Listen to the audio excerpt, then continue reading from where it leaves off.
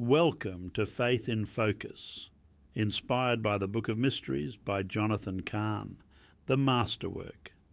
The teacher took me around the back of the common hall, where there was a blank canvas on a wooden easel, and to its right, a second wooden easel on which rested a beautiful and intricate painting of a landscape. Your assignment, he said, is to copy this painting. But I don't know how to paint. That's the challenge, he replied. I'll be back in a few hours. For the rest of the afternoon, I tried my best to reproduce what I saw on the canvas, but for all my efforts, the result looked like something a preschooler would have done. When the teacher returned, there was a long silence as we both stared at my work. You won't forget this lesson, he said. You were trying to reproduce the work of a master. Most of those in the kingdom do the same thing. Copy paintings? Try to reproduce the righteousness of God. They know what's right and good and holy. They know what a godly life looks like, and they try to live it. The goal is worthy. But the way they go about achieving that goal is wrong. They're doing what you just did, trying by their own abilities to reproduce the work of the Master. And to do that is to compete with God. And if you could do that, you wouldn't need God. Only God can do the works of God, and a holy life is the work of God. Then how can we do it, I asked, if God is the only one who can? Then that's the key. God must do it, and you must let him.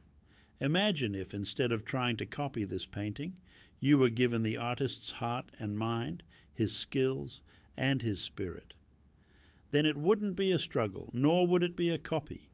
It would be as if the Master was painting through you, and therein lies the key. Don't compete with God by trying to copy his works, but learn the secret of letting God work his works in everything you do. If you live with the heart of God, you'll do the works of God. If you live by the Spirit of God, you fulfill the will of God. Move in his moving, love in his loving, live in his living, and be in his being. As for that painting you did, it's a mess, I said, and I think I'll keep it as a reminder.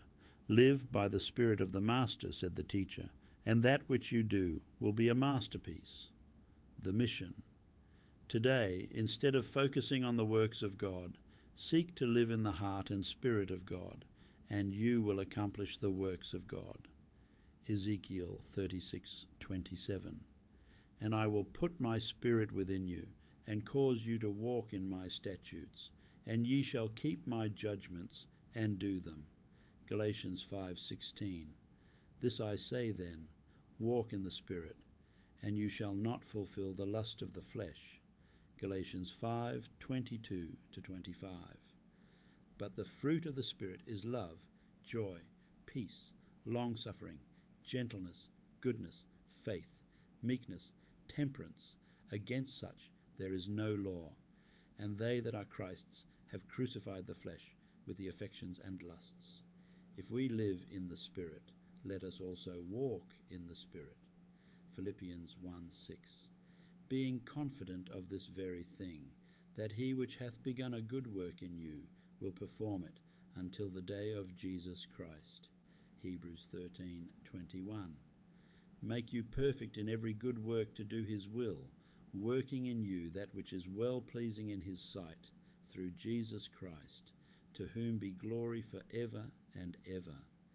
Amen. Thank you for joining me on Faith in Focus. Remember, these insights are inspired by Jonathan Cahn's The Book of Mysteries. Until next time, may you find strength in the revelation of his love.